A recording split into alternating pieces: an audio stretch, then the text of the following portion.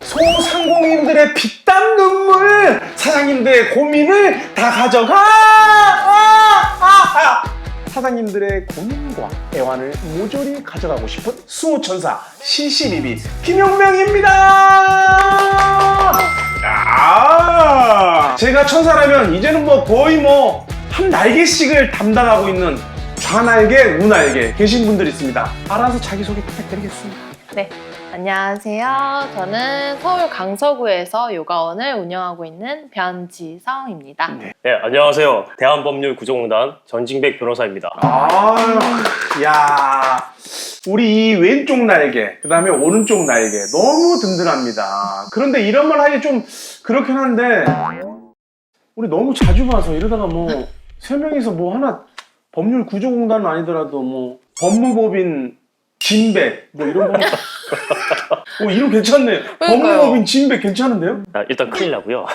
그래요? 안 돼요? 그렇구나. 공단에서 계속 일하고 싶기 때문에. 그래요? 그렇습니다. 이런 거. MC들 왜요? 자주 보면 좋은 거죠. 보면 볼수록 보고 싶은 사이잖아요. 근데 너무 사적인 얘기를 너무 이것까지 볼 필요는 없어요. 자주 보면 좋다는 얘기죠. 네. 저도 좋죠, 사실. 네, 또 그만큼 이제 전국에 계신 사장님들께서 법률 관련 문제로 고민이 많다는 얘기가 아닐까요? 그렇죠. 가게를 운영하면서 크고 작은 분쟁들에 휩쓸리기 마련인데 저희 대한법률구조공단이 사장님들 힘이 될 수만 있다면 몇 번이라도 봐도 좋지 않겠습니까? 그래요. 사장님들의 분쟁이 없어지는 그날까지 우리는 계속 이렇게 마주보면서 그냥 계속 달려가는 겁니다. 자, 그럼 곧바로 오늘의 사연자 만나볼까요? 저기요. 그 돼지국밥 사장님 나와보세요. 나와보시라고요. 왜? 무슨 일이세요? 아니, 제가 이 자리에서 이 5년 동안 장사를 했는데 지금까지 단 한 번도 이런 적이 없었어요. 나 진짜. 아니, 샐러드 가게에 돼지국밥 냄새가 어머 이거 진동을 해가지고 아니 손님들이 뒤도 안 돌아보고 그냥 다 나가버린다니까. 진짜 이거 손해 이거 어떻게 책임지실 거예요 이거? 에? 나 진짜 어이가 없네. 이봐요 사장님. 아니 저도 사장님 때문에 얼마나 골치 아픈 줄 알아요? 남의 가게 앞에 테이블이며 간판이며 잔뜩 깔아두는 통에 돼지국밥집에 와서 샐러드 찾는 손님이 한두 명이 아니거든요. 이거는 어떻게 손해배상하실 건데요? 이거는 아니 다른 가게도 그러는데 그게 그렇게 큰 문제예요? 아니 장사 좀 해보려는 건데 너무 예민하시다 이 사장님 진짜. 에이 정말 진짜. 아니 이거 법대로 해 법대로. 자, 아니 진짜 기막힌 연기로 사연 한번 말아봤는데요. 자, 두 분 다 이거 어떻게 보시나요 이걸? 정말 공감이 너무 많이 되는 사연이었어요. 사실 저도 저 사연이랑 비슷한 경험을 겪은 적이 있거든요. 저희 가게 앞에 이제 쓰레기를 모아서 버리는데 어느 날은 그 냄새 때문에 지저분하고 발길을 돌리신 손님들이 많이 계셨거든요. 잠깐만, 쓰레기면 음식물 쓰레기도 있을 것이고 맞아요. 과일 이런 것도 있고. 아무래도. 어떻게 하셨어요 그러면? 그러니까 근데 저 같은 경우에는 이제 사장님하고 잘 이야기를 해서 분쟁을 최소화했습니다. 그래서 지금은 오히려 시너지가 나서 상부상조하는 입장으로 영업을 하고 있어요. 참 다행이죠? 잘 됐네요. 잘 됐어.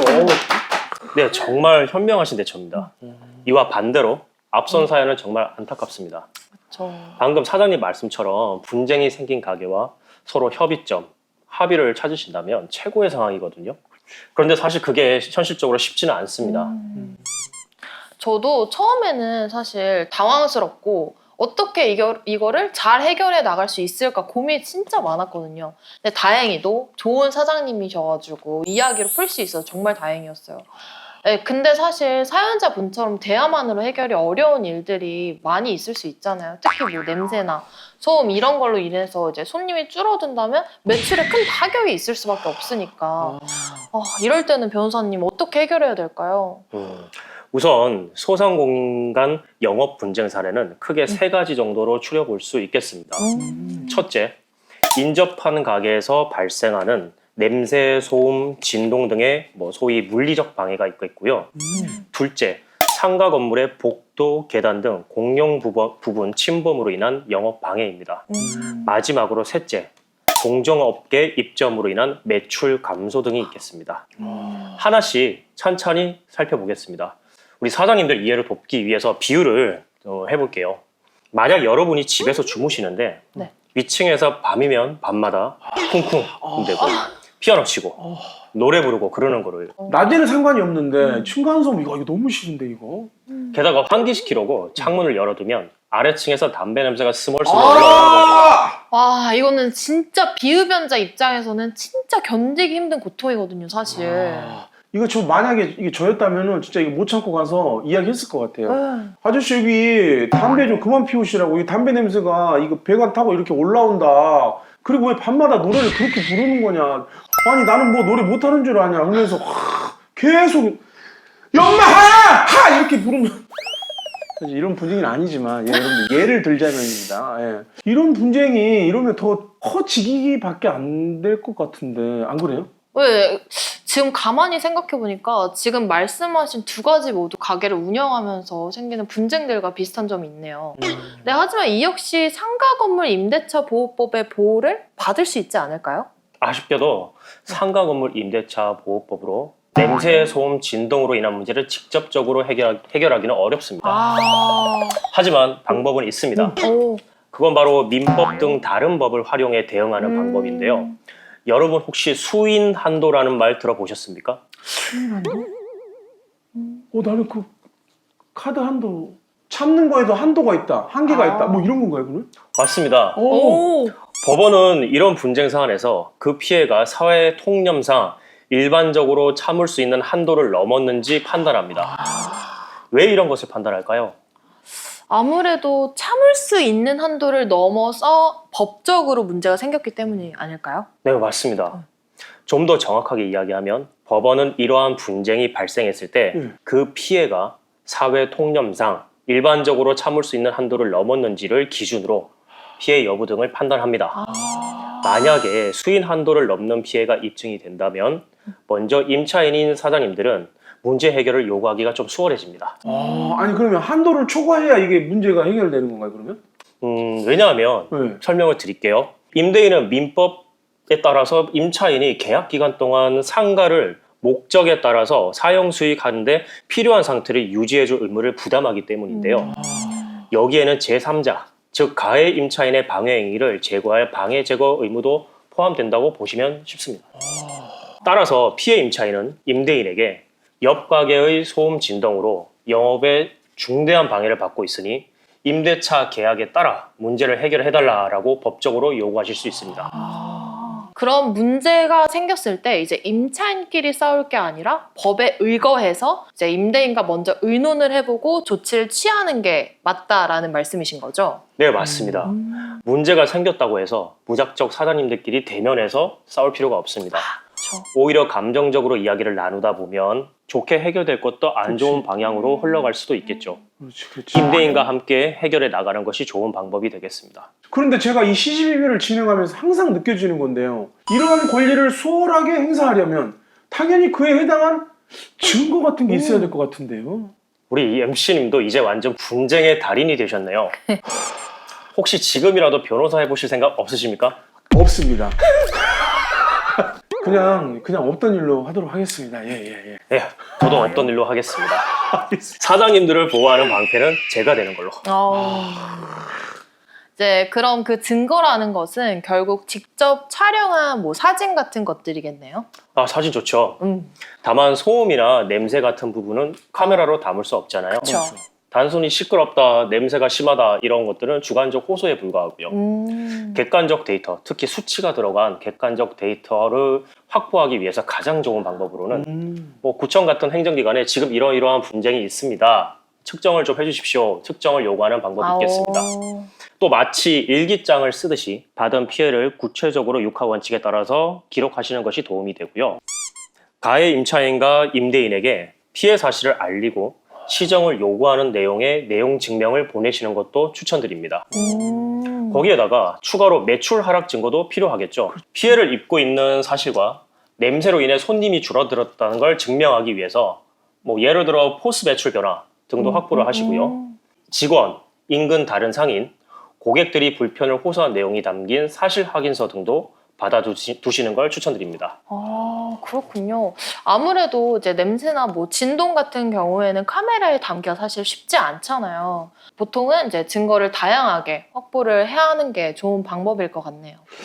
하지만 이런 것들도 결국에는 사장님 입장에서 이미 손해를 본 후에 분쟁에서 승소하기 위한 증거 수집 방법일 뿐이잖아요. 그럼 이게 미연에 방지할 방법 같은 건 이런 건 없을까요? 왜냐면 그러면 분쟁이 사전에 일어나지 않으려면 어떤 게 필수적으로 선행되어야 할까요? 계약서. 계약서요? 네. 훌륭하십니다. 이제 하산하셔도 됩니다. 이만 가보겠습니다. 네, 정리해보죠. 임차인께서는 처음 상가 임대인과 계약을 하실 때 임대인의 관리 의무가 명시된 관련 특약을 넣으시는 걸 추천합니다. 예를 들어 임대인은 배관이나 덕트 환기 등 건물의 기본적 설비에서 발생하는 냄새나 소음으로 인해 임차인의 영업에 방해가 되는 경우에 임대인은 임차인의 영업이 방해되지 않도록 필요한 조치를 취한다는 특약을 넣으시는 걸 추천합니다. 특약을 넣는 거를 추천을 해주신다는 말씀이신 거죠? 네, 그 중에서도 필요한 조치라는 문구가 꼭 들어가면 좋습니다. 관련 분쟁이 생겼을 때 민법뿐 아니라 계약에 따른 보호를 받을 수 있으니 필수라고 할 수 있겠죠. 사실 이러한 특약은 임차인뿐만 아니라 임대인 측에서도 신경 써주시면 좋은데요. 빈번히 발생하는 문제인 만큼 다양한 업종의 임차인들과 계약하신 건물주께서 먼저 계약서에 해당 특약을 넣어 분쟁의 씨앗 자체를 없애버리는 게 임대인과 임차인 서로에게 평화롭고 현명한 방법이 되겠습니다. 자, 그런데 이 분쟁이라는 게 각자의 입장 차이에서 발생하는 거잖아요. 이 사연을 보니까 돼지국밥집 사장님도 억울한 부분이 있으실 것 같아요. 가게 앞 공용 부분에 테이블이나 간판들을 세워서 영업 방해를 당했다. 이건 어떻게 볼 수 있을까요, 이거는? 사연 내용을 보면 샐러드 사장님이 악한 마음을 품고 영업 방해를 했다고 믿고 싶지는 않습니다. 하지만 중요한 건 분쟁에서도 이러한 주관적인 호소가 과연 먹힐까 하는 부분인데요.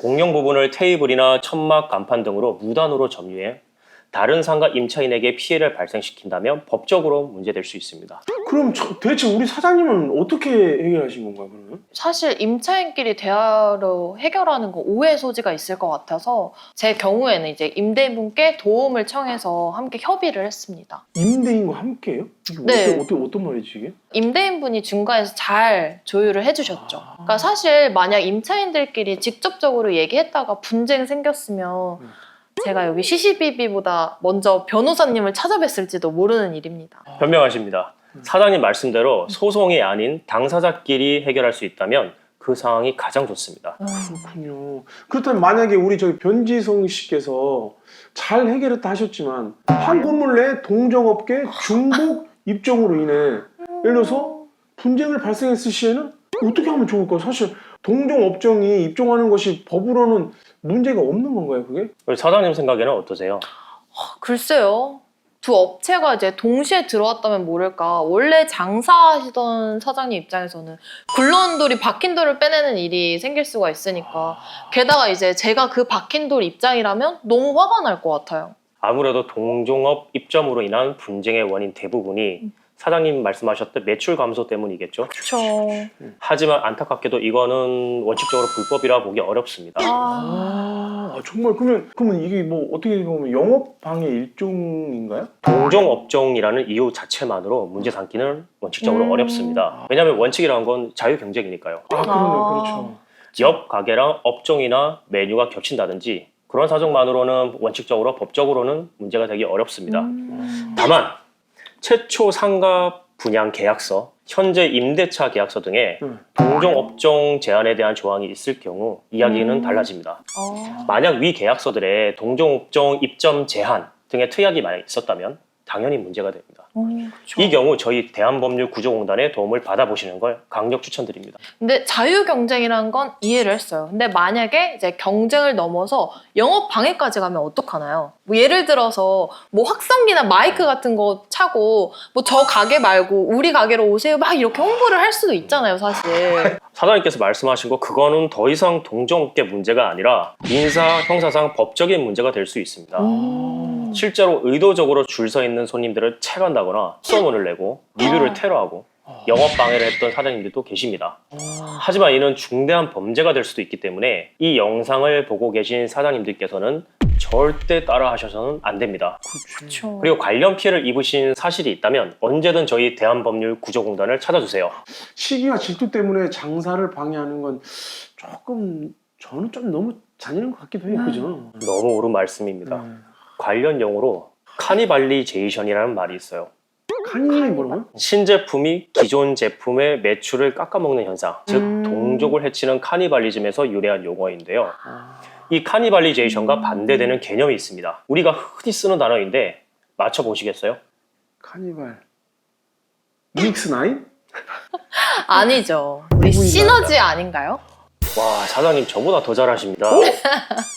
정말 하산하시죠? 시너지, 네. 즉 협력작용이라고 하죠. 실제로 비슷하거나 연관된 업종이 모여서 상권 자체가 커지는 현상이 주변에서도 흔히 볼 수 있지 않습니까? 뭐 카페 거리라든가. 맞아요. 그치. 맞죠. 그러네. 생각해보니까 우리가 뭐 곱창 골목, 아니면 뭐 족발 골목, 닭갈비 맞아요. 골목 이런 것들이 있잖아요. 그런 골목에 가보면 비슷한 가게들이 그냥 입구 초입부터 쫙 이렇게 있거든요. 맞아요, 사람들이 맞아요. 곱창을 먹고 싶으면 곱창 골목을 갈 것이고 그 수많은 가게들 중에서도 선의와 경쟁을 통해서 메뉴 개발이라든가 서비스라든가 각자 강점을 가진 가게들이 또 엄청 많잖아요. 그러면 서로 장사도 잘 되고 붕업도 되고 상부상조하면서 상호 보완되는 그런 구조군요. 어떻게 보면. 네, 맞습니다. 동종업계가 들어온다고 해서 무조건 손해본다. 그런 생각보다는 그로 인해 생겨날 시너지를 기대해 보시는 것이 전국에 계신 수많은 사장님들이 서로 공생할 수 있는 방법이 되지 않을까 조심스럽게 제시해 봅니다. 자, 이번 시간 정진백 변호사님과 함께 그리고 변지성 우리 요가 사장님과 함께 배워봤는데요. 이 소상공인이 겪을 수 있는 영업방해 여러 종류와 현명한 대처들에 대해 알아볼 수 있었던 소중한 시간이었습니다. 비슷한 경험을 하셨던 사장님께서는 더욱 감회가 새로울 것 같은데요. 확실히 CCBB에 출연하면서 느끼는 점인데요. 아니, 이렇게 좋은 콘텐츠를 왜 이렇게 늦게 만들어주신 거예요?